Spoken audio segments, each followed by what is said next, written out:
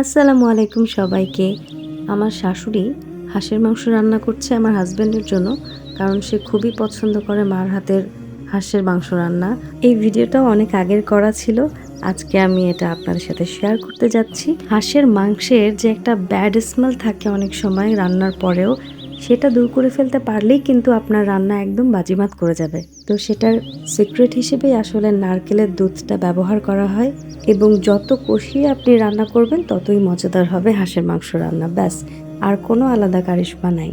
রান্নাটা হতে থাক আর আমি একটু শেয়ার করতে চাই আল্লাহ আমাদের নারীদের যে সম্পর্ক সংসারে, এটাকে ঠিক কিভাবে দেখতে চান, অর্থাৎ ইসলাম আপনাকে কেমন স্ত্রী হতে বলে।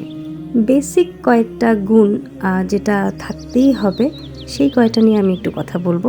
প্রথমটা হলো, আল্লাহ বলেছেন স্ত্রীরা হলো সংশোধনের উৎস, তারা প্রশান্ত, তারা নিজেরাই শান্তি, নিজেরাই কল্যাণ, তারা সব ধরনের মানসিক চাপ দূর করে দেয়।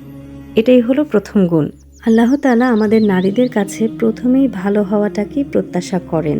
আরবিতে পুণ্যবতী নারীকে বলা হয় আল মার্তুস সলিহা। এই সলিহা শব্দটা এসেছে কিন্তু সুলাহ থেকে। সুলাহ হলো মূলত যখন কোনো দ্বন্দ্ব হয় আর আপনি দুই পক্ষের মধ্যে শান্তি চান, তখন আপনি সুলাহ করেন। অর্থাৎ আপনি, আমরাই কিন্তু একটি পরিবারের সকল দ্বন্দ্ব মেটানোর উৎস, অথবা বলতে পারি শান্তি ও পরস্পর মীমাংসার যে উৎস, সেটা আমরা নারীরাই।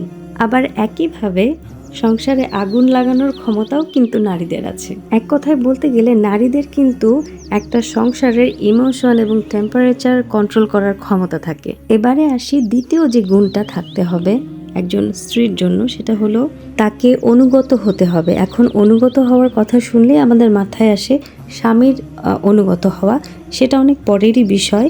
আমি এখানে বলতে চাচ্ছি তারা হবে আল্লাহর আনুগত্য করতে আগ্রহী। একজন মানুষ যখনই আল্লাহ তাআলার আনুগত্য করতে সক্ষম হয়, তখন কিন্তু অটোমেটিক তার মাথায় ওইটা থাকে যে আল্লাহকে সন্তুষ্ট করতে হবে এবং কোন কোন কাজগুলো আমাদের নির্দেশনা দেওয়া হয়েছে সেভাবে আমরা চলবো। তখন কিন্তু অটোমেটিক আপনার স্বামীর প্রতি আনুগত্য বলেন আর অন্যান্য যে বিষয়গুলো আছে সেগুলো কিন্তু চলে আসবে। এবারে আসি তৃতীয় যে গুণটা, সেটা হলো আমাদের ইসলামে বলা হয় নারীরা অদৃশ্য বিষয়ে হেফাজত করে। অর্থাৎ স্বামী যখন কাজে বাইরে থাকে তখন স্ত্রীর দায়িত্ব এমন কিছু না করা যা আপনার স্বামী অপছন্দ করে, অথবা এমন কোনো কথাও কারোর সাথে শেয়ার করা উচিত না যেটা আপনাদের একান্তই ব্যক্তিগত, সেটা কোনো তৃতীয় পক্ষের সাথে আসলে সেই কথাগুলো বলা উচিত না। তাহলে সংসারে আল্লাহ তাআলা নারীদের কেমন দেখতে চান, এই যে একটা কোয়ারি আমার মাথায় ছিল, সেখান থেকে আমি 3টা পয়েন্ট পেয়েছি। প্রথমে হলো আমরা নারীরা শান্তির উৎস, দ্বিতীয়টা ছিল আমাদের আল্লাহর অনুগত হতে হবে, এবং 3 নম্বরে আমরা পেয়েছি আমাদের নারীদেরকেও অদৃশ্য গোপনীয় বিষয়গুলোর হেফাজত এবং সংরক্ষণ করতে হবে। আমি আসলে আমার মন গড়া কোনো কিছু এখানে এক্সপ্লেন করি নাই, আমাদের ইসলামের আলোকেই আমি 3টা পয়েন্ট আলোচনা করলাম।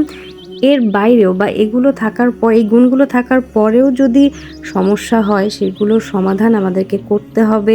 নিজের সাথে কোনো অন্যায় হলে সেটার প্রতিবাদও আমাদেরকে করতে হবে। আপনি নিজে যদি অন্য কাউকে অধীনস্থ করে রাখার মনোভাব বা মানসিকতা আপনি প্রকাশ করেন, এটা একেবারেই আল্লাহ যা চান তার সম্পূর্ণ বিপরীত একটা চিন্তা। আল্লাহ তাআলা পুরুষদের বলেছেন তোমাদেরকে ব্যয় করতে হবে, কারণ আল্লাহ স্বয়ং সেই দায়িত্ব তোমাদের দিয়েছেন। অন্যদিকে নারীদেরকেও অদৃশ্য গোপনীয় বিষয়গুলো হেফাজত ও সংরক্ষণ করতে বলেছেন, সেই সাথে সংসারে শান্তি বজায় রাখতে বলেছেন। অর্থাৎ তাহলে আমরা বলতেই পারি এখানে কিন্তু সমীকরণটা ভারসাম্যপূর্ণ হলো। বর্তমান যুগে আমরা বেশিরভাগ মানুষই আসলে অনেক বেশি স্বাধীনচেতা, এবং আমরা নিজেদের মতো করে থাকতে ভালোবাসি, ভাবতে ভালোবাসি। আর আমাদের এই স্বাধীনচেতা মনোভাবের কারণেই অনেক সময় আমরা ইসলাম থেকে দূরে সরে যাই। তাই আমি মনে করি আমাদের লক্ষ্য রাখা উচিত আল্লাহ তাআলা আমাদের যেভাবে চেয়েছেন ঠিক সেইভাবে আমরা দায়িত্বগুলো পালন করতে পারছি কিনা সেই বিষয়ে লক্ষ্য রাখা। সব কিছুর শেষে আমি আসলে প্রতিদিন আমি এটাই মনে করি এবং আমার মাথায় সবসময় এই চিন্তাটা থাকে, আমি যদি আজকে এই মুহূর্তে মারা যাই, আমার হিসাব আমাকেই দিতে হবে, আমার হিসাব অন্য কেউ দিবে না। অতএব অন্য কেউ আমার সাথে খারাপ করছে বলে আমাকেও তার সাথে খারাপটাই করতে হবে, এমন কোনোই কথা নাই। সবাই ভালো থাকবেন, সুস্থ থাকবেন, আমার জন্য দোয়া করবেন। আল্লাহ হাফেজ।